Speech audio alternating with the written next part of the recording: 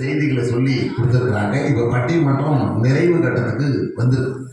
எனக்கு என்ன ஆச்சரியம்னா, கம்பளியம்பட்டியில் 5வது முறையாக நான் வர்றேன். இந்த 5 முறையும் நம்முடைய டாக்டர் கனகராஜ் அவர்கள் தான் நம்மளை அழைச்சி வந்துருக்கிறாங்க. எனக்கு தமிழ்நாட்டிலேயே அண்ணன் கனகராஜ் அவர்கள் மேலே ஒரு தனி பிரியம், மரியாதை உண்டு. என்ன காரணம்னா, இதுவரையும் அவர் என்ன ஒரு 30, 35, 40 பட்டிமன்றங்களுக்கு திண்டுக்கல் மாவட்டத்தில் அழைச்சிருக்கிறார்.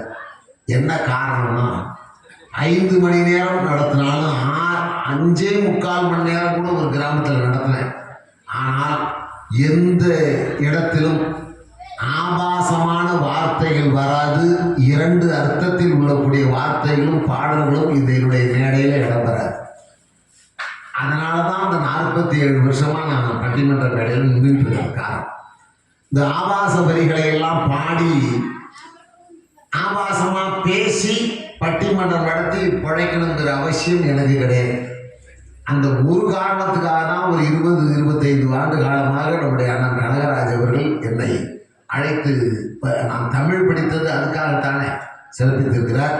இதில் இவ்வளவு தூரம் யாருமே எழுந்திருச்சு போகாம கேட்கறதுங்கிறது மிகப்பெரிய ஆச்சரியம்.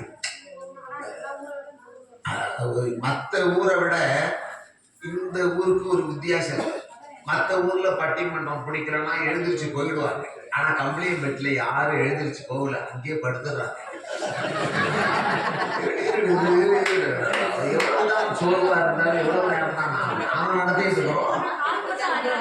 சில இடத்துல படுத்துக்கிட்டே சில பேருக்கு ஆரம்பட்டம் நான் தூங்குறேன் அப்படின்னு ஊர்ல ஊர் பேரை சொல்லக்கூடாது இருப்பா, சொந்தக்காரங்க இருப்பாங்க. விடியற் காலையில மார்கழி மாசம் 3:45 மணி அப்ப பட்டிமன்றம் நடத்திட்டு இருக்கிறேன். எல்லாரும் போய்கிட்டான். ஒரு ஆள் மட்டும் அப்படியே உட்கார்ந்தவன் இப்ப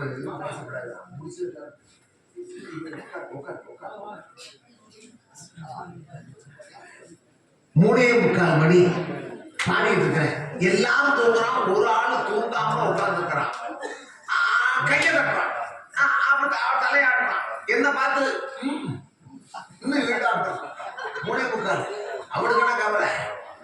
நான் பார்த்தேன். எனக்கு போட்ட பொன்னாடையை தூக்கிட்டு போய் அவன்கிட்ட போட்டு பட்டிமன்றம் அவனுக்காக ஒரு 5 பாட்டு பாடிட்டு அவன் கழுத்துல போட்டுவிட்டு அவன் கேட்டேன் ஒரு வார்த்தை. கோபி என்ன தெரியுமா கேட்டேன்? நான் மறக்க முடியாது. என் பாட்டும் என் பேச்சும் அவ்வளவா உனக்கு பிடிச்சிருக்கா? இவ்வளவு நேரம் உட்கார்ந்துருக்கேன்னு கேட்டேன். அது என்ன தெரியுமா ஒரு வார்த்தை சொன்னான் கௌதமி. ஏமா சார், நான் மறக்க முடியாது. அவன் என்ன தெரியுமா சொன்னான்? நான் கேட்டதுதான், என் பாட்டு என் பேச்சு உனக்கு அவ்வளவா பிடிச்சிருக்கான்றப்ப அவன் சொன்ன வார்த்தை என்ன தெரியுமா? நான்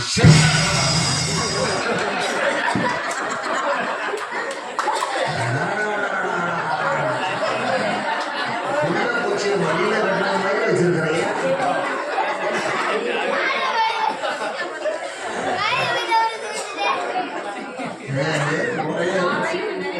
இல்லை நான் யாரும் நினைக்கிறேன்.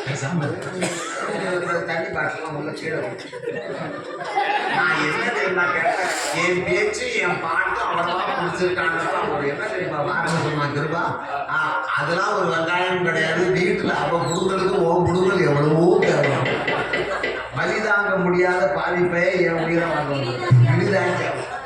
அது மாதிரிலாம் கூட்டத்தை பார்த்துட்டு ரொம்ப அருமையான ரசிக பெருமக்கள்.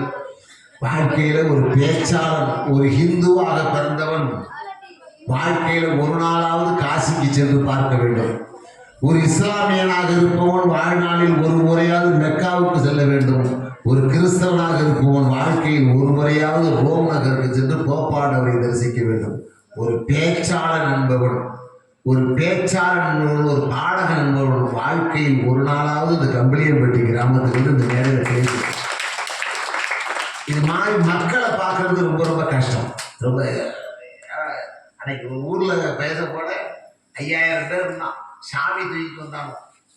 இந்த பக்கம் 20 பேர், அந்த பக்கம் 20 பேர்.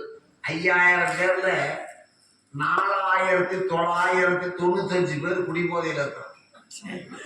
5 பேர் தான் சாப்பிடாதவன். பூஜை பண்ணக்கூடிய ஐயர். அவரு சாமியை மாரியமான கெட்டியா பிடிச்சுக்கிட்டாரு ஐயர். இவனுங்க ஆடிக்கிட்டே வருது. ஏன் சாமியை கெட்டியா பண்ணல, குடியாரோ கீழே தள்ளி விட்டுவாங்க. அவன் ஒருத்தவன்ட கேட்டா ஊஞ்சல் விழாங்க இப்படிதாக்கா ஆடும். தேசம் நாசமா போயிடுச்சு. 12ஆம் கிளாஸ் படிக்கிற பையன் பீர் சாப்பிட்டு கிளாஸுக்கு போறான். கல்லூரி மாணவர்கள் பெரும்பாலும் அந்த போதை பழக்க கஞ்சா அப்படின்னு இப்படி மாட்டிட்டோமே. இதுக்கெல்லாம் என்ன காரணம், என்ன ஆகிறது? ஒரு சமுதாயத்தில் ஏதாவது ஒரு மாற்றம் வரணும். மிக கடுமையான நடவடிக்கைகளும் ஒரு சமூக புரட்சியும் ஏற்பட்டாலோடு அந்த தமிழ் சமுதாயம் தேராது. நிறைய பிள்ளைங்க, படித்த பிள்ளைகள், வேலைக்கு போறவங்க எதிர்காலம் எப்படி நினைக்கிறீங்க? இன்னும் ஒரு 10 ஆண்டு காலத்தில் தமிழ்நாட்டு இளைஞன் ஒருவனுக்கு கூட தமிழ்நாட்டில் வேலை கிடையாது. நீ MBA படி, B.Ed படி, டாக்டரேட் பட்டம் வாங்கு, MPhil படி, என்ன வேணாலும் படி, தமிழ்நாட்டில் வேலை கிடையாது. என்ன காரணம்னா இங்க நம்ம ஆளு இலவசத்தை மட்டும் நம்பி இருந்து சாப்பிட்டு வேலைக்கு போக முடியாம இடுப்பு பிடிக்குதுங்க. ஆனா 20 லட்சம் பேர் இதுவரை பீகார் மாநிலத்துக்காரன் தமிழ்நாட்டில் வந்து குடியேறிட்டாங்க. திண்டுக்கல்ல பாக்குறேன். அன்னைக்கு ஒரு ஹோட்டல்ல 25-30 வருஷத்துக்கு முன்னால நான் மேட்டுப்பட்டி பக்கம்லாம் அது பட்டிமன்றம் வரும்போது பஸ் ஸ்டாண்ட் ஹோட்டல்ல சாப்பிடுவேன். தமிழன் புரோட்டா மாவு உருட்டுவான். அதை பார்க்கறதுக்குன்னே ஒரு கூட்டம் நிற்கும். முண்டாப்படியை போட்டுக்கிட்டு பைல்வான் கணக்கா புரோட்டா மாவு பிசைவான். ஆனா அந்த புரோட்டாவை சாப்பிட்டா முறம் உருவலம் அந்த வேர்வை பூரா. இப்ப தமிழ்நாட்டுக்காரன் தமிழன் எந்த ஹோட்டல்லையும் வேலைக்கு இல்லை. அவன் ஹோட்டல்காரன் வச்சுக்கவும் மாட்டான். மத்தியானம் 3 மணி ஆச்சு இல்லையோ ஏமாப்ல வந்துருச்சா அப்படிங்கிறான். கோட்டு போட்டாதான் சாயந்தரம் வரைக்கும் நிற்பான். அவன் பீகார்காரன் 9 மணிக்கு ஆரம்பிக்காம ராத்திரி 9 மணி வரைக்கும் வேலை செய்யறான். அவனுக்கு குடிபோத பழக்கம் கிடையாது. அன்னன்னைக்கு வாங்குற சம்பளத்தை பீகாருக்கு அனுப்புறான். 20 லட்சம் இளைஞர்கள் தமிழகத்தில் வேலைக்கு வந்து விட்டார்கள். இன்னும் 10 வருட காலத்துல 1.5 கோடி பேர் பீகார்காரன் தமிழ்நாட்டில் இருக்கப்புறம் வாக்காளர் அடையாள அட்டை, ரேஷன் கார்டு எல்லாம் வாங்கி தமிழனாகவே மாறி விடுகிறான். இன்னும் சொல்ல போனால் 10 ஆண்டு காலத்துக்கு பின்னர் தமிழகத்தினுடைய தலையெழுத்தை நிர்ணயம் பண்ணக்கூடிய அதிகாரம் வடநாட்டு இளைஞனுக்கு தான் இருக்கு. இப்ப உழைச்சாதான் வாழ முடியும். வடமுதலே பார்க்கலாம். நீங்க எவ்வளவு வெளி மாநிலத்துக்காரன் வேலைக்கு இருக்கான். ஏன் நம்மால் போக முடியாதா? உழைச்சாதான் வாழலாங்கிற சிந்தனை என்றைக்கு தமிழ்நாட்டுக்கு வருகிறதோ அதன் பின்னர் தான் அந்த தமிழ் சமுதாயம் எதிர்காலம் பிரகாசம் அடையும் என்பதை நினைவுபடுத்தி நிறைவு. இந்த பக்கம் ஒரு 15 நிமிடம், இந்த பக்கம் ஒரு 10 நிமிடம், நான் ஒரு 5 நிமிடம் போட போறேன். இப்ப ஒரு சின்ன மரியாதையை அண்ணன் கனகராஜ் அவர்கள் இப்ப சில அன்னைக்கு நான் வர முடியல. மணி விழா கொண்டாடிய நாயகர் 60 வயது பூர்த்தி ஆனது சில மாதங்களுக்கு முன்பாக. நான் என்னால் வர முடியல. இப்போது 61வது வயதில் அப்படி பயணம் செய்து கொண்டிருக்கிறார். 100 ஆண்டு காலத்துக்கு மேலாக அவர் வாழணும். லட்சக்கணக்கான பல்லாயிரக்கணக்கான மக்களுக்கு சித்த வைத்தியத்தின் மூலமாக தன்னுடைய சேவையை அவர் தொடர்ந்து செய்ய வேண்டும் என்பதை நினைவுபடுத்தி, இன்னும் சொல்ல போனால் எத்தனை விழாக்கள் கொண்டாடினாலும் அவர் கை செலவு, அவருடைய கை செலவை செஞ்சுக்கிட்டு சில ஆயிரங்கள் 500 1000 அப்படி அவர் கை செலவு செஞ்சுக்கிட்டு ஒரு நிகழ்ச்சியை நடத்தக்கூடிய ஒரு பெருந்தன்மையான மனிதர். எத்தனை தடவை தெரியுமா ஃபோன் பண்ணி இந்த விழாவுக்காக அவர் சிரமப்பட்டிருக்காரு எனக்கு தெரியும். அந்த வகையில் அண்ணன் அவர்களை பாராட்டி இது எளிமையான மணி விழா கண்ட நாயகர் 60வது வயதினுடைய திருமணத்தை நடத்தியிருப்பவர் அண்ணன் அவர்களுக்கு நாங்கள் எங்கள் குழுவின் சார்பாக ஒரு மரியாதை பண்ணணும். அண்ணன் கனகராஜ் அவர்கள் 1 நிமிடம் தயவு செய்து மேடைக்கு வருமாறு அன்புடன் அழைக்கிறேன்.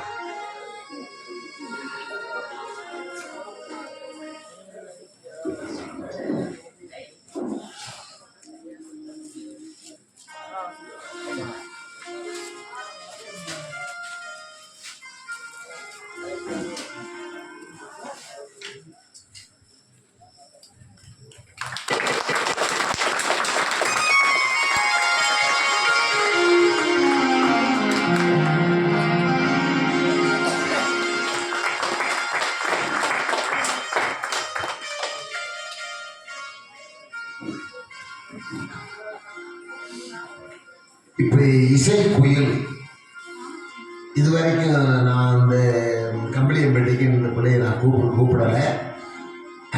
ரொம்ப அழகாக அந்த பாடலுக்கு நாங்கள் எல்லாருமே அடிமை. அப்படிப்பட்ட ஒரு அருமையான இசை வரும். பாசமலர் அன்பு மகள் கிலோனா வாங்க.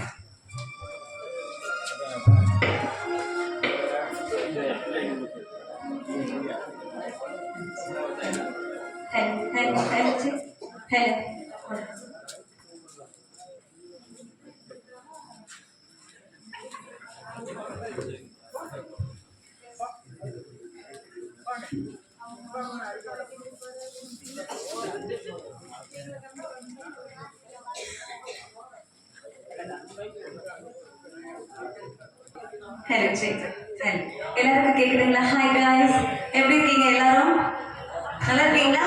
நல்லா இருக்கீங்கல்ல? எல்லா கம்பளியம்பட்டி மக்கள், என்னோட பிறந்த ஊர் திண்டுக்கல் தான். நான் திண்டுக்கல்காரி தான். நல்லா எல்லாரும் கை தட்டுங்க பாப்போம். நல்லா ஏப்பா, நீங்க எல்லாரும் கை தட்ட மாட்டீங்களா? சிங்க பெண்களை நம்ம தட்டுறல எல்லாம் எங்க ஊருடைய கௌதமி ஐயா, வணக்கம். நல்லா இருக்கீங்களா? உங்களோட நலம் எங்களுக்கு எல்லாம் மிகப்பெரிய ஒரு வரப்பிரசாதம் வரம். நீங்க கண்டிப்பா எல்லாமல இறைவனுடைய பேரருளால நீங்க 100 ஆண்டுகளுக்கு நீங்க நல்லா இருக்கணும். அதுக்காக நம்ம கம்பளியம்பட்டி மக்கள் நல்ல மனசார கைத்தட்டி வாழ்த்துங்கள் பார்ப்போம். ஐயா கைத்தட்டி வாழ்த்திட்டாங்கல்ல, இவங்க உங்களுடைய பெருமையை பத்தி எழுதி எனக்காக 2 வரை கவிதை கொடுத்துருக்காங்க. என்னை பத்தி இவங்க எழுதி எடுத்திருக்காங்க. யாரு தெரியுமா? என்னோட செல்லக்குட்டி பாய்ஸ் தான். இவங்க தான் எழுதி கொடுத்துருக்காங்க. அந்த கவிதையை நான் வாசிக்க போறேன். கேட்டோடனே எல்லாருமே கைத்தட்ட போறாங்க. நடுவரோட பெருமை பத்தி நம்ம சொல்ல போறோம். சரிங்களா? நல்லா சொல்லுங்க. நல்ல நிமிடம் உட்காருங்க. கௌதமி அப்படியே என்னைய பார்த்துட்டு இருக்கணும். சசிகலா அப்படியே பார்த்துட்டே இருக்கும். ஓகே. பட்டிமன்ற உலகில் எத்தனை தலைப்புகள் கொடுத்தாலும் நீங்க எழுதி கொடுத்தா நான் சத்தம் போட்டு வாசிக்கிறேன். பட்டிமன்ற உலகில் எத்தனை தலைப்புகள் கொடுத்தாலும் அத்தனை தலைப்புகளுக்கும் சடிக்காமல் முகம் சுளிக்காமல் தீர்ப்புகளை சுண்டல் மாதிரி அள்ளி அள்ளி வாரி வழங்கிக் கொண்டிருக்கின்ற நடுவர் சங்கி வங்கி அவர்களே,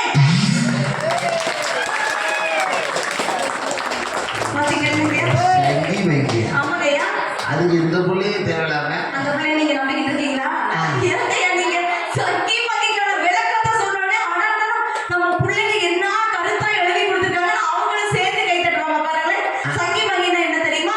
சங்கி வங்கினா சங்கீதத்தை மங்காமல் 8 கட்டையிலும் சுதி சுத்தமாக பாடக்கூடிய ஒரே ஒப்பற்ற நடுவர் அர்த்தம். சூப்பர். நல்ல நான் தப்பிச்சிட்டேன். இதை மட்டும் சொல்லாம விட்டுருந்தேன்னு வச்சுக்கோ, நான் கார்ல ஏறும்போது இந்த சேப்பு சட்டை காமிக்கிறோமா ஆடுதர சங்கி மிக்கி அவசரமா ஓடுகிறாங்க. ஐயா, நீங்க திண்டுக்கல்கார மக்கள் பாசக்கார சொன்னாங்க தெரியுமா? அவங்கள நீங்க தாராளமா நம்பலாம். ஆனா சாயந்தரம் 6 மணிக்குங்கயா என்னோட மெசேஜ் என்னோட மொபைல் பார்த்து நான் ஒரு விஷயத்தை வாசிச்சு சிரிச்சுக்கிட்டு இருந்தேன்ல. அப்ப நீங்களும் நம்ம டாக்டர் சார் என்னம்மா வாசிக்கிறீங்க அப்படின்னு கூட கேட்டீங்கல்ல. நீங்களும் கேட்டீங்கல்ல. அது என்ன தெரியுமாங்கய்யா? ஒரு கவிதை. அதை அனுப்பிச்சு விட்டவர், என்னோட மொபைல் நம்பருக்கு அனுப்பிச்சு விட்டவர் யார் தெரியுமா? கௌதமியோட வீட்டுக்காரர்.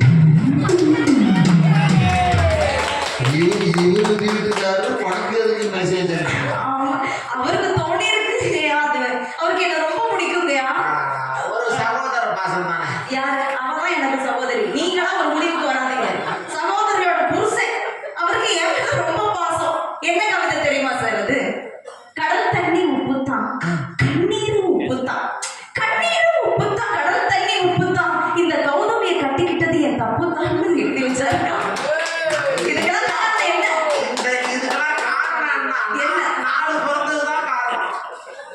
இதெல்லாம் 4 பெற்றதுக்கு அப்புறம் தான் அந்த ஞானமே பல பேருக்கு வரும். அதுக்கப்புறமா தான் நீங்க என்ன உங்க டீமுக்கு கூப்பிட ஆரம்பிச்சிருக்கீங்க.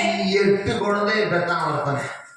ஆணுதுறையில 8 பிள்ளைய பெத்தவனை போய் நான் கேட்டேங்கிறதா, ஏண்டா 8 பிள்ளைய பெற்றிருக்கேடா, இந்த கல்யாணம் பண்ணி இந்த வாழ்க்கையை பத்தி நீ என்ன நினைக்கிறேன்?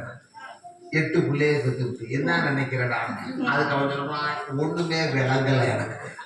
இப்ப 8 பெற்றதுக்கு அப்புறம் விளங்கலையா? எப்பதான்டா உனக்கு விளங்குன்னு இன்னும் ஒரு 3 புறப்பட்டு பார்க்கலாம். அவன் இந்த ஒரு நல்ல காரணம் என்ன தெரியுமா? எல்லாம் அவங்களுடைய பாட்டு தான் காரணம். ஆனா எங்களுடைய பழைய பாட்டு கேட்டா காதல் எப்படி இருக்கும், சமூகம் எப்படிங்க இருக்கும்? இன்னைக்கு திரைப்படங்களை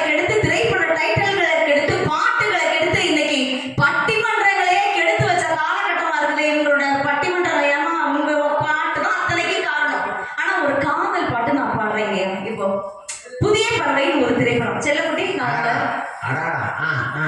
இந்த சின்ன குழந்தைங்க கூட எல்லாருமே பழைய பாட்டை கேட்டு ரசிப்பாங்க. அதுதான் கம்பளியப்பட்டி அப்படிங்கிறது. ஏன்னா இவங்களுடைய வளர்ப்பு அப்படி. புதிய பறவைன்னு ஒரு திரைப்படம். அந்த பெண்ணுக்கு காதல சொல்றதுக்கு உள்ள எங்குதுங்க. அதுக்கு முன்னாடி நாணம் வந்து தடுக்கு பாருங்க. நாணம் எங்க கவலைப்படாதீங்க, நாணம் வந்து தடுக்கு பாருங்க. எங்களுடைய திருவான கோபியனோட இசையில மைக் செட் சூப்பரா இருக்கு. அப்படியே லைட்டா இப்போ வச்சுக்கோங்க. ஓகே. சிட்டுக்குருவி முத்தம் கொடுத்து சேர்ந்திட கண்டே சிவானம் கடலிலே கலந்திட கண்டே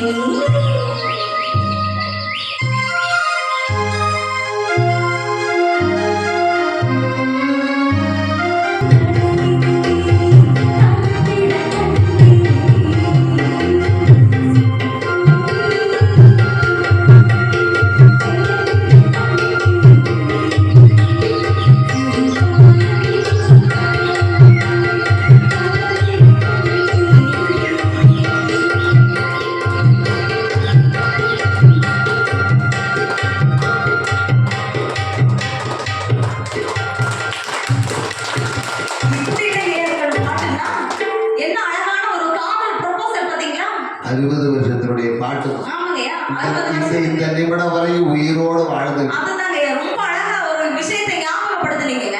அந்த காலத்துல நடிச்ச நடிகர்கள் இன்னைக்கு நிறைய பேர் உசுரோட இல்ல. நடிச்ச நடிகைகள் உசுரோட இல்ல.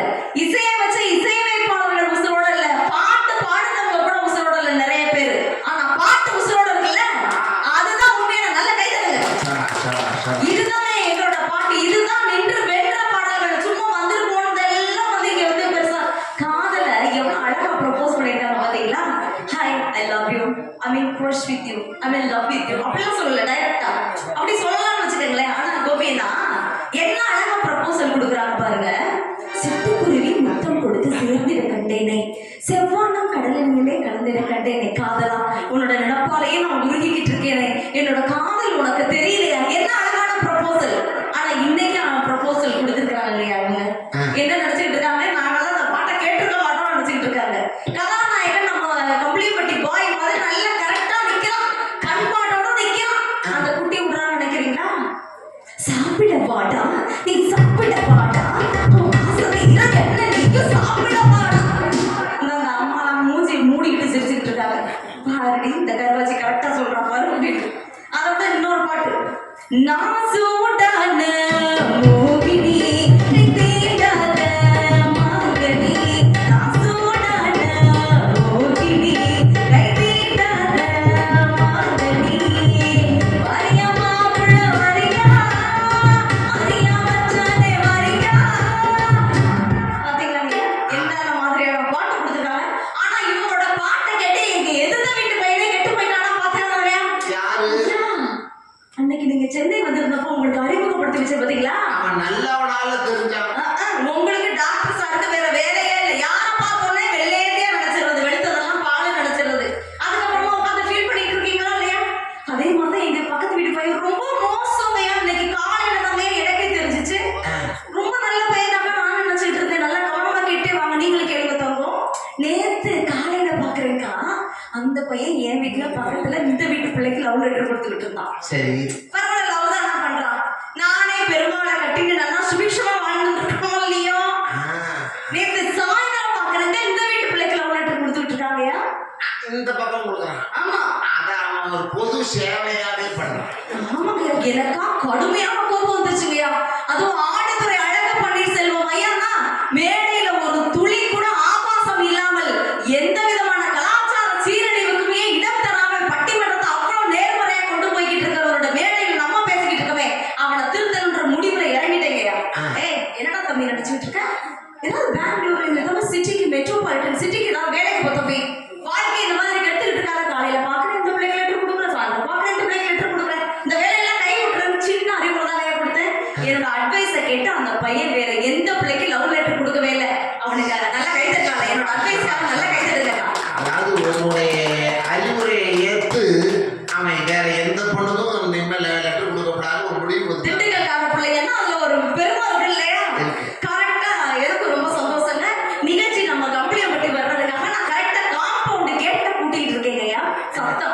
ஹாய் கிலோனா மேடம். திரும்பி பார்க்குறேன், அந்த பையன் தான் நிற்கிறான். என்ன தம்பி அப்படின்னு. மேடம் நான் திருந்திட்டேன் மேடம், நான் வேலைக்கு கிளம்பலாம் முடிவெடுத்துட்டேன், உங்களோட அட்வைஸை கேட்டு நான் திருந்திட்டேன், இனிமேல் வேற எந்த பிள்ளைக்குமே லவ் லெட்டர் கொடுக்குறதாவே இல்லை மேடம் அப்படின்ட்டு சூட்டோட சூட எழுதின லெட்டரை என் கையில வந்து கொடுத்துட்டான். உனக்கே கொடுத்துட்டானா? என்ன எழுதுனா? அதை பிரிச்சு படிச்சு பாக்குறீங்க. என்ன காதலிச்சு கல்யாணம் பண்ணிக்கிட்ட என் பெருமாள் கூட என்ன அந்த மாதிரிலாம் வர்ணிச்சதுக்கே இல்லை. பெருமாள் உன்னை எந்த காலத்துல வர்ணிச்சாரு? அவன் எழுதி வச்சிருக்கான், க்ளோஷஸ்டா பார்த்து வச்சிருக்கானா இல்லையா 8 வருஷம். அவன் சொல்றான், கதிர் விட்டு கிளம்பும் என் காதலை கண்டு, கதிர் விட்டு கிளம்பும் என் காதலை கண்டு எதிர் வீட்டு எருமைக்கு என்ன எரிச்சல் என்னை பார்த்து எழுதி வச்சிருக்கான். அந்த அக்கா சிரிக்கிறது. உன்னை பார்த்து அவன் எருமன்னா எழுதுறான். உன்னை பார்த்து அவன் எருமன்னா எழுதுறான். நிஜமா சொல்லு, உன்னை பார்த்து அவன் எருமன்னா எழுதுறான். ஏங்க அவனை வந்து ஒரு தடவை தானே எழுதி வச்சான், நீங்க இத்தனை தடவை மேடை ஏறி சொல்லிக்கிட்டு இருக்கிறீங்க. ஆனா என்ன பாட்டு தெரியுமா? கேட்டு கெட்டு போயிருக்கான் அவன். அண்ணன் கோபி என்ன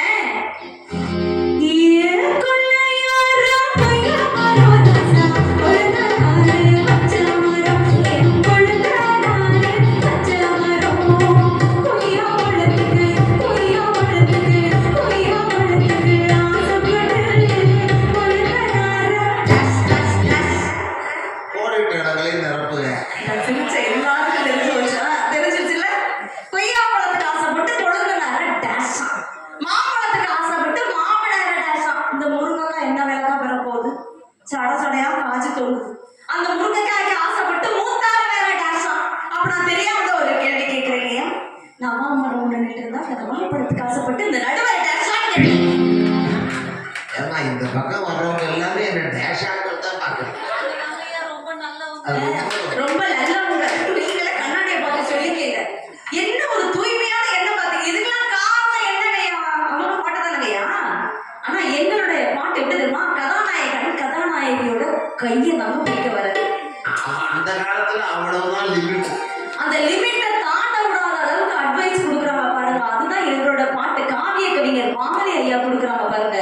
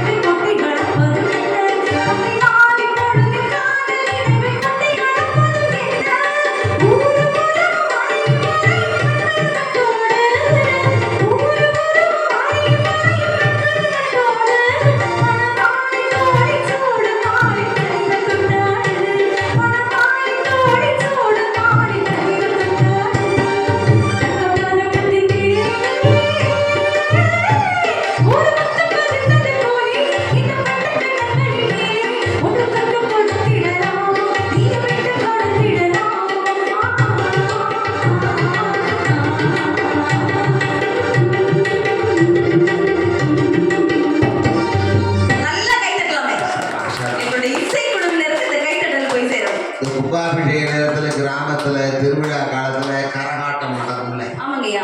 அந்த கரகத்தை தூக்கி தலையில வச்சுக்கிட்டு அந்த பொம்பளை பிள்ளை 1000 பேருக்கு மத்தியில் ஆடுவான். ஆமாங்கய்யா. அப்ப நம்ம ஆளுங்கெல்லாம் சில பேர் ஒரு மாதிரியா பார்ப்பான்.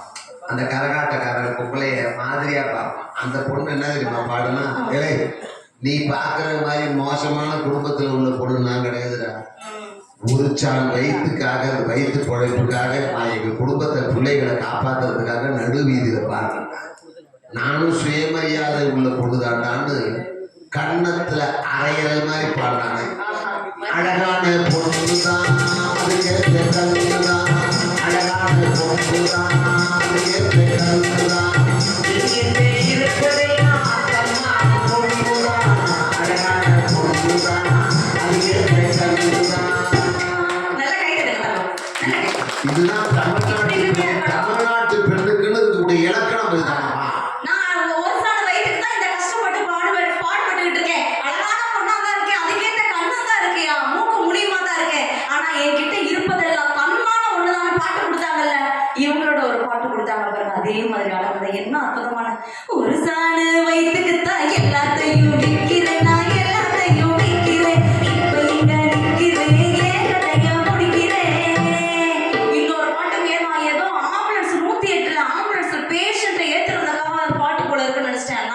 கொஞ்சம் நீங்க பொறுமையா இருக்கணும். நோக்காவலையா நோக்காவலையா நோக்காவலையா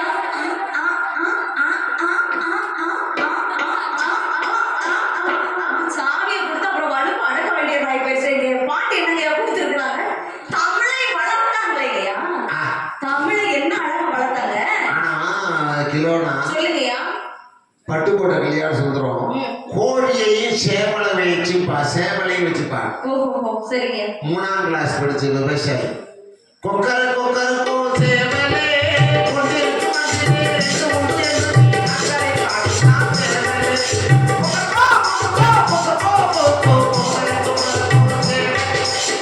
கோழியையும் சேவலையும் வச்சு அழகா தமிழ்ல பட்டுக்கோட்டையார் பாடினார்ல. ஆமாங்கய்யா. இன்னைக்கு பம்பாயிலேருந்து ஒரு ஆள் வந்திருக்கிறார். யாருங்கய்யா? அவர் நல்ல மட்டும் பாட வந்திருக்கார். உதித்த நாராயணன். உதித் நாராயணன். அவருக்கு தமிழே சரியா தெரியாது. அவர் கோழியையும் சேவலையும் குறவலை பிடிச்சு விட்டார். 65 போதும். கொக்கரி கொக்கரி கோ கோழி கொக்கரி கோ சேவல் கோயிலே உடனே வேக வச்சுட்டாங்க. என்னங்கய்யா பாட்டு? இப்படிலாம் தமிழை கெடுத்தாங்க. ஆனா தேன் தேன் தேன்னு கொடுத்தாங்களே பாட்டு. சபாஷ்.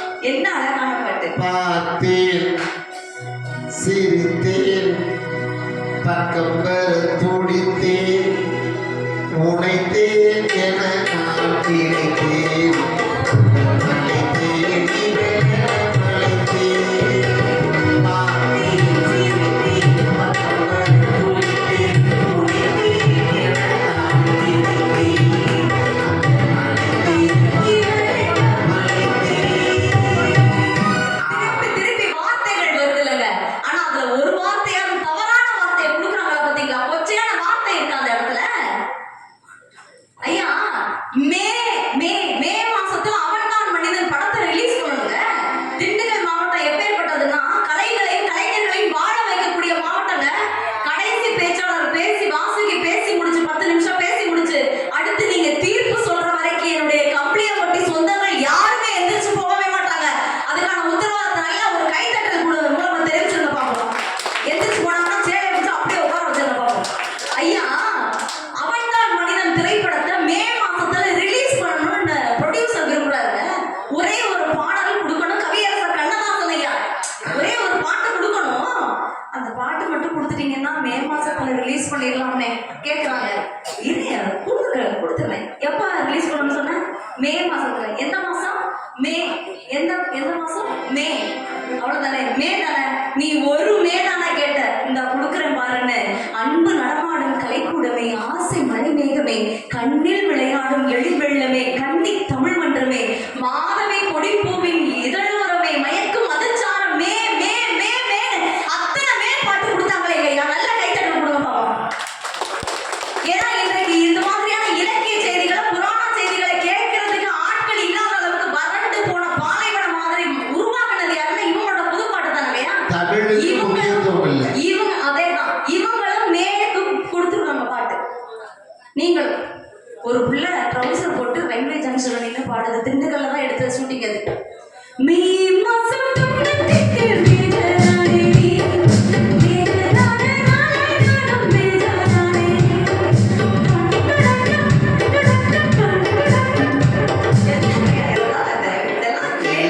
இந்த புள்ள மேஜரானா நமக்குன்னா தேஜாரானா நமக்குன்னா இதெல்லாம் பாடலாம். நல்லா அந்த பக்கம் பாண்ட் பண்ணி விடுங்கய்யா. ஆனா ஆட ஆட ஆடன்னு கொடுத்தாங்க பாருங்கய்யா. சபாஷ், சபாஷ். என்ன அழகான சிச்சுவேஷன் தெரியுமா படத்துல. இந்த பாடலை நான் 10 வருஷத்துக்கு முன்னால கம்பளிப்பட்டியில பாடினேன். அருமை ஐயா. அதுக்கப்புறம் ஒரு 5-6 வருஷமா வரல. நீங்க இதை பாடுங்க. இந்த 500 ஆண்டுகள் கழித்து கூட இவங்களோட பேர பேத்தி இத்தனாவது தலைமுறையினா கூட அதை கேட்டு ரசிக்க வைக்கக்கூடிய சக்தி எதுன்னா அந்த காலத்து பாடல்களுக்கு இருக்குங்கய்யா. சபாஷ். அழகா சிச்சுவேஷன் என்ன தெரியுமா? மாமன் மகன் ஏற ஓட்டிட்டு முன்னாடி போயிட்டு இருப்பார் புரட்சி தலைவர் ஐயா. அக்க மகளுங்க விரமல்ல தூவிக்கிட்டு பின்னாடி வந்துகிட்டு இருப்பாங்க. ஆடி பாடி வேலை செஞ்சா அலுப்பு இருக்காது. அதில் ஆணும் பெண்ணும் சேராவிட்டாலும் அழகு இருக்காது. அன்னைக்கு மருதகாசி ஐயா பாட்டு கொடுத்தாங்க இல்லைங்கய்யா.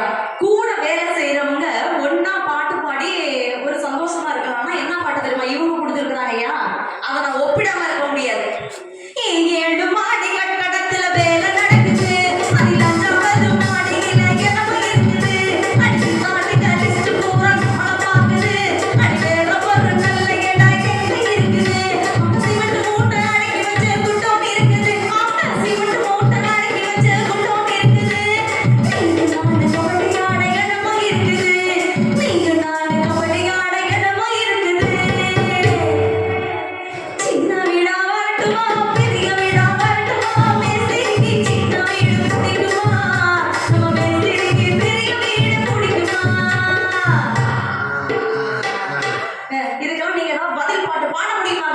முடியவே முடியாது. அப்ப கொத்தனார் என்ன பாடுபட்டு இருந்திருப்பாரு. இந்த மாதிரி கொத்தனார் வேலைக்கு சித்தார் வேலைக்கெல்லாம் ஆப் படிச்ச பாட்டு தான் உங்க பாட்டா இருக்கு. ஆனா இந்த பாட்டு வந்ததுக்கு அப்புறம் சரிங்கய்யா. கட்டட வேலை பார்க்கக்கூடிய கொத்தனாருக்கும் சித்தாளுகளுக்கெல்லாம் ரொம்ப கூச்சமா போயிடுச்சு. ஆமாங்கய்யா. வேலை நடக்கும், 10 கொத்தனார் வேலை நடக்கும், 20 சித்தாள் வேலை நடக்கும். நம்ம ஆளுங்க வேணுன்னே செல்போனை போட்டுட்டு அங்க பக்கத்துல போய் சின்ன வீடா வரட்டுமா பெரிய வீடா, இது என்ன தெரியும். அன்னைக்கு கிருபா என்ன சொல்லுங்க? அந்த முருகேசன் கொத்தனார் வேலை தானே பார்க்கறான். ஒரு நாளைக்கு 2000 ரூபாய் சம்பாதிக்கிறான். மேஸ்திரியாவும் இருக்கான், கலவெல்லாம் போடுறான், சென்ட்ரிங் மிஷின்லாம் வச்சிருக்கான். போன மாதம் தான் கல்யாணம் ஆச்சு. அவன் சம்சாரம் நேர்த்தி நம்ம கடைக்கு வந்தான். நான் கேட்டேன், முருகேசன் சம்சாரம் தானே, சௌரியமா இருக்காமா, உனக்குன்னா கவலை, 9% தினமும் 2000 ரூபாய் சம்பாதிக்கிறான், நல்ல விதமா ஒன்று வச்சிருப்பான்னு என்கிட்ட சண்டைக்கு வந்துட்டாங்கப்பா. சண்டைக்கு வந்துடுச்சு. அது முருகேசன் சண்டைக்கு வந்துவிட்டா. என்ன ஆயா, ஒரு மாசத்துக்குள்ள சொன்னோடனே உன் புருஷன் அப்ப சொன்னோடனே சண்டைக்கு வந்து என்ன? ஆமா, கொத்தனார் இவரை கடிக்கு நான் என்னத்த சொல்றத கண்டேன். என்னடி ஐயா, ஒரு நாளைக்கு 2000 ரூபாய் உன் புருஷன் சம்பாதிக்கிறானே பொண்ணப்ப அவன் சொன்னா, நான் ஏதாவது தப்பு பண்ணோம்னா சிமெண்ட் கலவை கிளறது மாதிரி கிளறிக்கிட்டே இருக்கிறான். அவன் ஏதாவது தப்பு செஞ்சுட்டான்னா வெளியில தெரியாம பூசி மொழிகிறான். அவன் தொழில போட்டு காட்டான். என்ன ஒரு கொடுமைங்கய்யா. இப்படி இருந்துச்சு. ஆமாங்கய்யா. ஆனா இவங்க பாட்டை கேட்கறதுனால ஏன் புருஷன் கூட கெட்டு போயிட்டாரு இல்லையா உங்க மாப்பிள்ள பெருமாளுங்கய்யா. அவன் சொல்லிட்டு நான் இந்த பாட்டுக்கு வந்துடுறேன், ஆட கண்டிப்பா வந்துடுறேன். போன வாரத்துல எங்க அப்பா வீட்டுக்கு வந்துருந்தோம் திண்டுக்கலுக்கு. நான் அப்ப எங்க அப்பா எல்லாரும் முன்னாடி பெருமையா பேசிட்டு இருந்தாரு. நீங்க உங்க மாமனார் வாயில இருந்து பாராட்டுறாங்க வார்த்தை வாங்கியிருக்கீங்களா? நீங்க நிறைய வாங்கிருக்கீங்க. நீங்க வாங்கியிருக்கீங்களா? நிறைய வாங்கியிருக்கேன். யோசு வாங்கியிருக்கிறீங்களா? ஐயா சான்ஸே இல்லை, அப்படியே பிடிச்சிக்கங்க. ஆனா கோபியில நீங்க உங்க மாமனார் வாயில இருந்து பாராட்டு நம்ம டாக்டர் சார் வாய்ப்பே இல்லை ராஜா அப்படின்றாரு. ஆனா என் வீட்டுக்காரரை பத்தி, என் பெருமாளை பத்தி எங்க அப்பா ரொம்ப பெருமையா என் சொந்தக்காரங்கிட்ட பேசிக்கிட்டு இருந்தாருக்கா. என் மருமக பெருமாள் மாதிரி ஒரு தங்கமான மருமகனை வேற எங்கேயுமே பார்க்க முடியாதுல்ல. அந்த நேரத்துல இந்த கூறுகட்ட மனசை வழக்கம் போல இல்ல. நேற்று தான் ஞாபகம் வந்துச்சு. ஏங்க உங்களை பத்தி தான் பாபா எங்க அப்பா அவ்வளவு பெருமையா எல்லாரும் முன்னாடி சொல்லிக்கிட்டு இருக்கிறாரு. உங்களை மாதிரி தங்கமான மருமக வேற யாருக்குமே கிடைக்காதுன்னு சொல்லிக்கிட்டு இருந்தாருங்கிறேன். அவரு போய் சொல்லிட்டு தெரியுறாருடி. நான் தான் தங்கமான மருமகன் தெரியுதுல்ல. அப்புறம் எதுக்கு உன் தங்கச்சி 2 பேத்துக்கு வேற பக்கம் மாப்பிள்ள பாக்குறாருன்னு கேக்குறாங்க. எப்படி இருக்கு பாத்தீங்களா? இதுக்கெல்லாம் காரணம் என்னங்க? நல்ல பாட்டை கேட்காததுனால தானையா. கவியரசன் இப்ப பாட்டு கொடுக்குறாங்க, ஆட ஆடன்னு. பாவாடு காத்தோடு ஆட பருவங்கள் வந்தாட ஆட பாவாடு காத்தோடு ஆட பருவங்கள் வந்தாட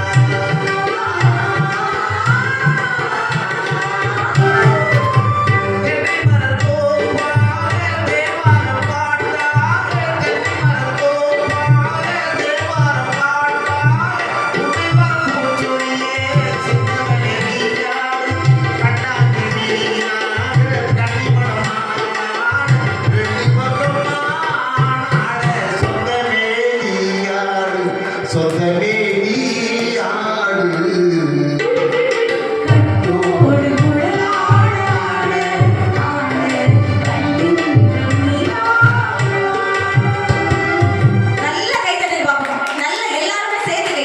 இது எத்தனை 1000 வருஷமானாலும் அந்த பாட்டுக்கு கூடிய மரியாதை இன்னைக்கு கப்பலிப்பட்டியில உங்களோட சென்னையில இருந்து நீங்க திண்டுக்கல்ல பிறந்தவங்களா இருந்தாலும் சென்னையில சினிமா துறையில இருக்கீங்க.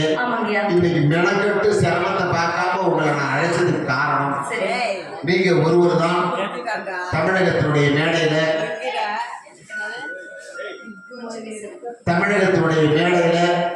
ஒரு அருமையான அண்ணன் தங்கை பாசத்தை சொல்லக்கூடிய பாடலை நீங்க ஒருவர் தான். எல்லோருடைய கண்களிலும் ஒரு சொட்டாவது கண்ணீர் வரும். அண்ணன் தம்பியை இழந்த சகோதரிகளுடைய கண்களில் கண்ணீர் துளி படரும். அக்கா தங்கையை இழந்த சகோதரர்களுடைய கண்களிலும் கண்ணீர் துளிகள் படும். அப்படிப்பட்ட ஒரு புனிதமான பாடலை நீங்க ஒருவர் தான் தமிழகத்துடைய மேடையில எல்லோருடைய மனதையும் குடிகொள்ளக்கூடிய அளவுக்கு பாடிட்டு வரீங்க. நான் பல மேடைகளை பார்த்துட்டேன். நீங்க பாடி முடிக்கிறதுக்காட்டி பல பேர் கண்களில் விடையக்கூடிய கண்ணீரை துடைத்த சம்பவத்தையெல்லாம் பார்த்தேன். அந்த பாடல் பாசமலர் படத்துல செவாலியர் சிவாஜி கணேசன் அண்ணனாக நடிப்பார், சாவித்திரி தங்கையாக நடிக்கக்கூடிய ஒரு புனிதமான பாடலை இந்த கம்பளியப்பட்டி கிராமத்தில் நீங்க பாடணும் என்று அன்போடு வேண்டுகிறேன்.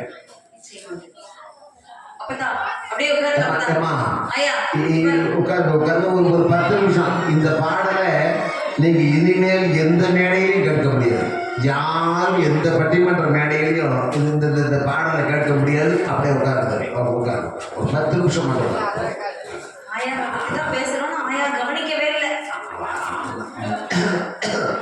வயசானவங்க அவங்க சொல்றாங்க 4 மணி நேரம் 4.5 மணி நேரம் அமர்ந்து கேட்கறது சாதாரண காரியம் கிடையாது. இவ்வளவு நேரம் இருந்து கேட்டது கிராமத்து பெண்கள் இருக்கிற காரணத்தினாலதான் நகரத்துல கேட்க மாட்டாங்க. பாடல் உண்மையாகவே பாசமலர் திரைப்படத்துல இருந்து அந்த பாடலை இந்த அன்பு சகோதர சகோதரிகளுக்காக கொடுக்கலாம்னு நினைக்கிறேன். ஏன்னா இன்னொரு முறை சேர்ந்து பார்க்க போறோமாங்கய்யா, ஒரு முறை சேர்ந்து இறங்க கூட செய்யலாம். அண்ணன் இறந்து போயிட்டாங்க இல்ல தங்கச்சி இறந்து போயிட்டாங்கன்ற செய்தியை கேட்டு கூட இறந்து போன வரலாறுகள் போன 2 மாசத்துக்கு முன்னாடி கூட நடிகர் போஸ் வெங்கட் வீட்டுல நடந்துச்சுங்கய்யா. திரும்பி சேர்ந்து வேணா இறக்க முடியும், ஆனா திரும்பி கூட பிறக்க முடியுமா? ஒரு அண்ணன் தங்கச்சி யாராவது இருக்காங்க, ஒரு மன வருத்தத்துல இருந்தா சாப்பிட்டியா நல்லா இருக்கியான்னு ஒரு வார்த்தை நம்மளுடைய ஈகோவை விட்டு கொடுத்து கேட்டாலே போதுமேங்க, அத்தனை பாசமலர் மனசுக்குள்ள போக்குமேங்கய்யா. சொத்துக்களை வேண்டுமானால் பிரித்துக் கொள்ளுங்கள், ஆனால் சொந்தங்களை ஒருபோதும் பிரித்துக் கொள்ளாதீர்கள் என்ற சமூகத்திற்கு எடுக்கப்பட்ட பாடம் தான் இந்த திரைப்படம். இந்த அற்புதமான பாடலை கொடுக்குறோம். நல்ல எல்லாரும் ஒரு முறை நல்ல ஒரு கைத்தட்டல் கொடுத்துருங்க. ஏன்னா கைத்தட்டல் கொடுக்கறது மூலமா ஒரு பக்கத்துல இருக்க ஒரு தூக்கத்தை கூட நல்லா கலைச்சு விட்டுருங்க. நல்ல கைத்தட்டல் பார்ப்பாங்க.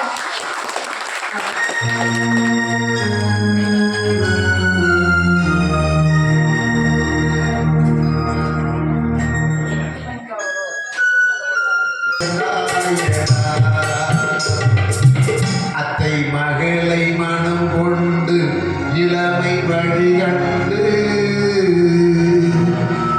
அத்தை மகள்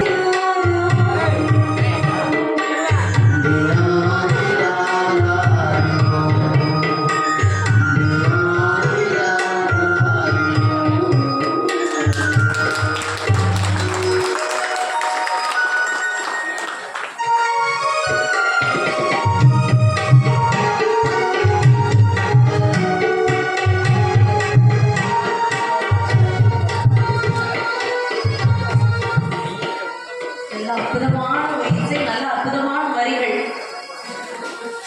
நான் ஏன் கீழே இறங்கி வந்து எல்லாரையும் பார்த்தோம்னா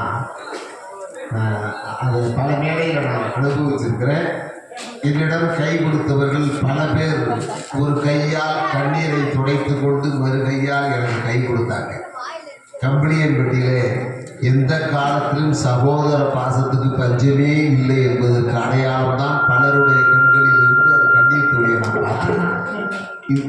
இப்படிப்பட்ட ஒரு பாடல், இந்த படம் பாசமலர் படம் வந்ததுக்கு அப்புறம் தான் பல பேருக்கு தமிழனுக்கு அண்ணன் தங்கை பாசம்னா இப்படிதாண்டா இருக்கணும்னு பாடம் கற்றுக் கொடுத்தான். செவாலியர் சிவாஜி கணேசன் அண்ணனாகவும் சாவித்திரி தங்கையாகவும் நடிக்கிறதுக்கு காதல் காட்சி படத்தில் நடிக்க விட்டுருந்தா இது கூட இந்த அளவுக்கு ஒரு பெருமை வந்திருக்காது.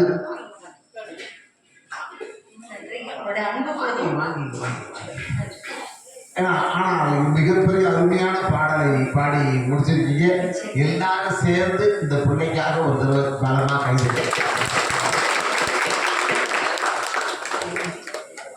ஒரே ஒரு விஷயத்தை மட்டும் சொல்லிக்கிறேன். இவங்களுடைய அழைப்பிதழ்ல பிரம்மகுல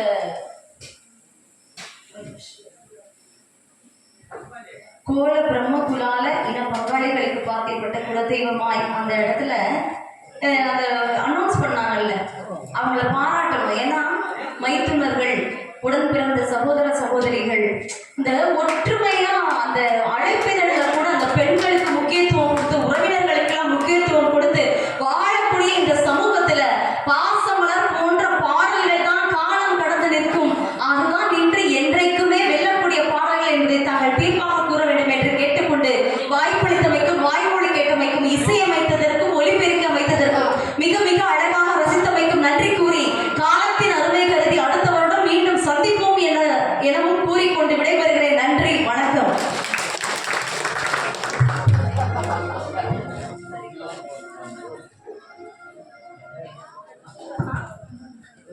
நிறைவா தமிழ்நாடு முழுவதும் இளைய தலைமுறையில கம்பீரமான குரல் வேற யாருக்கும் கிடையாது. அப்படிப்பட்ட குரல் வளம் படைத்தவர் அன்பு மகள் பறவை முனியம்மாருடைய எதிரொலியாகவே தமிழகத்தினுடைய பாட்டுப்பட்டி மன்ற மேடைகளில் வளம் வரக்கூடிய கும்பகோணம் அந்த புள்ள இன்னைக்கு நம்மளை கூப்பிடுவாராங்கிற சந்தேகத்திலே உட்காந்துச்சு. இவ்வளோ நேரம் ஆச்சு என்ன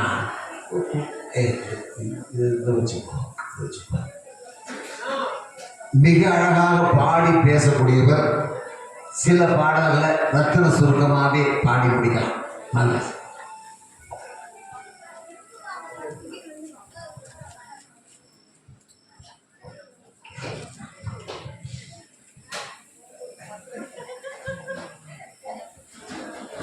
முகம் தந்தையுடைய தாயும் வரிய தந்தையுடைய தமிழையும் முதற்கண் வணங்கி, நல்ல மேடையிலே எனக்கும் பேசுற அழுது வாய்ப்பை நல்கிய உங்கள் அத்துணை பேருடைய பொற்பாத கமலங்களையும் தொட்டு வணங்கி, ஐயா நேரத்தின் அருமை கருதி எப்படி வரணும், எவ்வளவு விரைவா வரணும் அப்படின்றதான் அந்த காலத்து ஆளுநர்கிட்ட கேட்டீங்கன்னா சிறையில் என்னை மூடி அப்படி ரொம்ப லென்த்தா இருப்பாங்கன்ற ஒரே காரணத்தால இந்த காலத்து பாட்டு நீங்க கேட்டா மட்டும்தான் அந்த பாடலை எல்லாம் ஷார்ட் பண்ணி ரொம்பவே சுருக்கி உங்களுக்கு எவ்வளவு சீக்கிரம் தர முடியுமோ தர முடியும். ஐயா என்ன காலத்தை வென்று நின்ற பாடல்கள் அந்த காலத்து பாடல்கள் தான் இன்னைக்கு வந்துட்டு இருக்க பாடலாம். வந்த இடம் கூட தெரியாம போயிட்டு இருக்குதேமா அப்படின்லாம் கேட்டீங்கல்ல, நிச்சயமா கிடையவே கிடையாது. இன்னைக்கு வந்து இருக்கக்கூடிய பாடலும் ஒரு காலத்தில் நிற்கும், இன்னைக்கு நின்றுட்டு இருக்கு, நாளைக்கு வெல்லணும் வென்றுடும் அப்படின்ற ஒரு நம்பிக்கையில தாங்க நாங்க வந்து பேச வந்திருக்கோம். ஏன்னா நாங்க இளம் பிள்ளைகள் பாத்தீங்களா, உங்க வழி வந்த பிள்ளைகள். அப்படி இருக்கும்போது நாங்க தப்பு செய்வோமா? ஹாய்க்கிலோனா மேடம் அப்படி இருக்கும்போது நாங்க பண்ண மாட்டோம். அப்படின்றதுதான் எலசு காலத்தா அது கேட்காது, பழசு காலத்தினுமே அது பார்க்காது, சண்டையெல்லாம் செய்கிறது சின்ன சின்ன பருவம், ஆட்சியெல்லாம் உங்களுக்கு கண்ணியனும் செல்வம், காலம் இருக்குது வாயா இந்த மண்ணோடு மன்னர்களே, கனகருங்குயிலே கச்சேரி வரியா வரியா வரியா, நான் ஏதோ பாட்டு சொல்லி பாட்டு மொழி வரியா வரியா வரியா வரியா, மனசில் தோணுச்சா ஆகா, எலெக்ஷன்ல ஜெயிச்சா ஊரு சங்கமோ இளவர லவஜோ,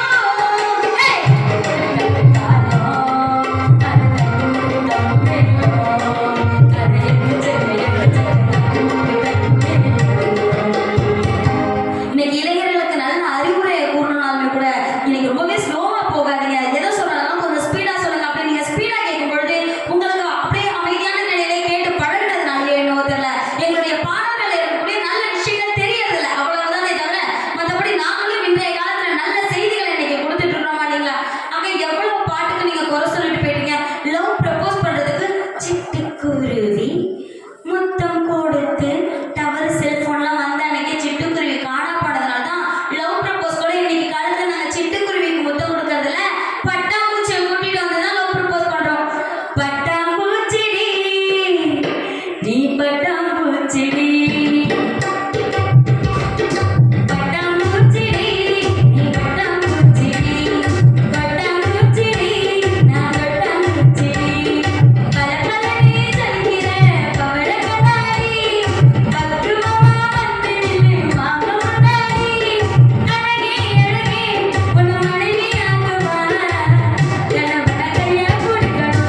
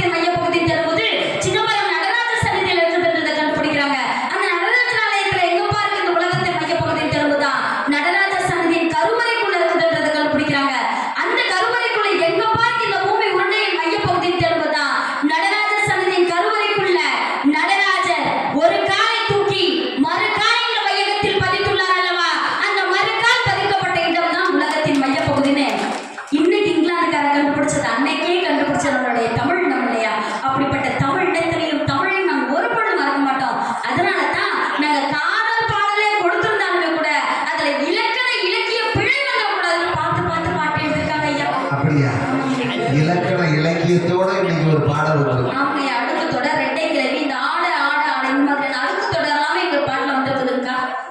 சல சல சல சல ரெட்டை கிளவி தக தக தக தக ரெட்டை கிளவி உண்டல்லோ தமிழில் உண்டல்லோ விரித்து வைத்த ஞானம் விரித்து பாரா பொருளும் ரெண்டல்லோ ரெண்டும் மண்டல்லோ தினக்கு தினக்கு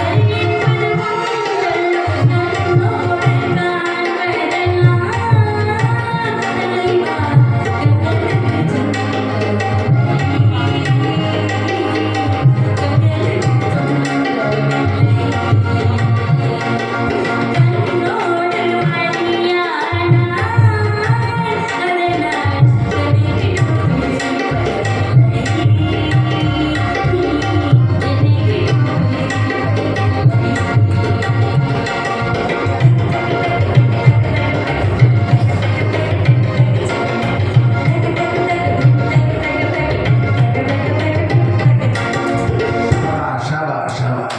இதுல ஒரு ஆபாசமான வார்த்தைகளை கூட கண்டுபிடிக்க முடியாதுங்களே ஐயா. ஒரு அருமையான தமிழ் பாடல். நிச்சயமாங்க ஐயா.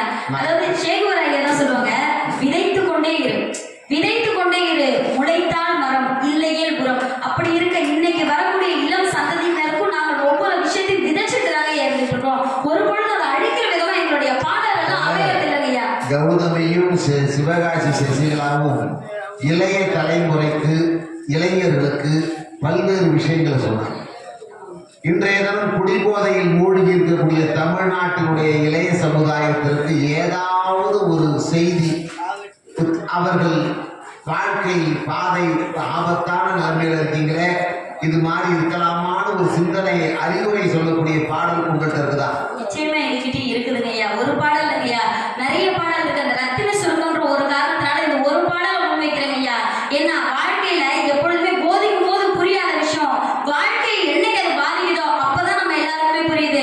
அப்படி இருக்க இந்த மது பழக்கம் இன்னைக்கு இருக்கக்கூடிய ஆடை நாகரிகங்களும் ரொம்பவே மோசமா போயிட்டு இருக்கேன்னு இன்னைக்கு இருக்கக்கூடிய இளம் தலைமுறையினரை பார்த்து ஒரு கவிஞர் இன்னைக்கு எழுதியிருக்காரு. நீங்களா ஹிப்பா பாதின்னு சொல்லக்கூடிய கவிஞர் எழுதியிருக்காரு. இன்னைக்கு பொம்பளை பிள்ளைங்க, ஒரு சில பொம்பளை பிள்ளைங்களாம் இது மாதிரி தப்பான பாதைக்கு போயிட்டு இருக்கீங்க.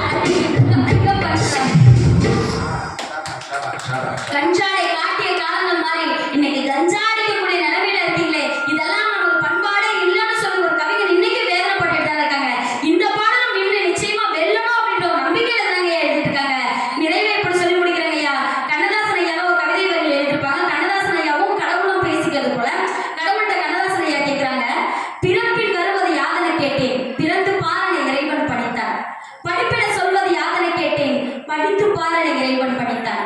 அறிவெனப்படுவது யாதென கேட்டேன், அறிந்து பாரனை இறைவன் பணித்தான். அன்பென சொல்வது யாதென கேட்டேன், அழித்து பாரனை இறைவன் பணித்தான். பாசம் என்பது யாதென கேட்டேன், பகிர்ந்து பாரனை இறைவன் பணித்தான். மனையால் சுகமெனில் யாதென கேட்டேன், மணந்து பாரனை இறைவன் பணித்தான். பிள்ளை என்பது யாதென கேட்டேன், பெற்று பாரனை இறைவன் பணித்தான். முதுமை என்பது யாதென கேட்டேன், முதிர்ந்து பாரனை இறைவன் பணித்தான். வறுமை என்பது யாதென கேட்டேன், வாடி பாரனை இறைவன் பணித்தான். இறப்பு என்பது என்னென கேட்டேன், இறந்து பாரனை இறைவன் பணித்தான். இப்போ ஆண்டவன்கிட்ட கண்ணதாசன் ஐயா கேட்கிறாங்க, அனுபவித்து அனுபவித்தேதான் அடைவது வாழ்க்கை என்றால் ஆண்டவனே நீ ஏன் என கேட்டேன் அப்படின்னு கேட்கிறாங்க. அதுக்கு ஆண்டவன் சற்றே அருகில் நெருங்கி வந்து அந்த அனுபவமே நான் தான் என்றார்.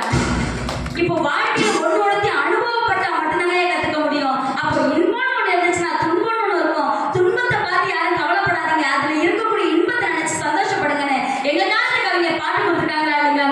வெற்றியை போலவே ஒரு தோல்வியும் நன்றி, வேகம் பூவிலும் சிறுநீ துடிப்புள்ளதடி, குற்றம் சொல்லாமல் ஒரு சுற்றமும் இல்லையடி, இழையும் துண்டுகையால் நீ இறக்கவில்லையடி, தவறுகள் பண்ணி பண்ணி திறமையும் பிறந்த நகருக்கு பிறந்ததடி, தவறுகள் குற்றமல்ல சரிவுகள் வீழ்ச்சிகள் பாடம் படிப்பவள் கொடி, உள்ளம் என்பது கவலைகள் நிரப்பு தோல்வை தொட்டியில்லை, உள்ளம் என்பது போதனையால் நாளை துன்பமில்லை, புயல் மையம் கொண்டால் மழை மணல் உண்டு, எந்தன் தீவை கொள்ளும் சிறு நன்மை உண்டு, சந்தோஷம் சந்தோஷம் வாழ்க்கையில் பாடி வரும் சந்தோஷம் இல்லையென்றால் மண்ணிலே குமரும். ஆகவே வாழ்க்கையில் எது நடந்தாலும் சந்தோஷமா இருக்குன்னு சொன்னேன். எங்க காலத்து பாடலும் நின்று வெல்லும் என்ற காரணத்தினால் எங்கள் பக்கம் தீர்ப்பை தாருங்கள் என்று சொல்லி வாய்ப்பு தந்தமைக்கு நன்றி கண்டவங்களுக்கு நன்றி வணக்கம். நிறைவாக பேசினாலும் அவ்வளோ நல்ல ஒரு அழகா தன்னை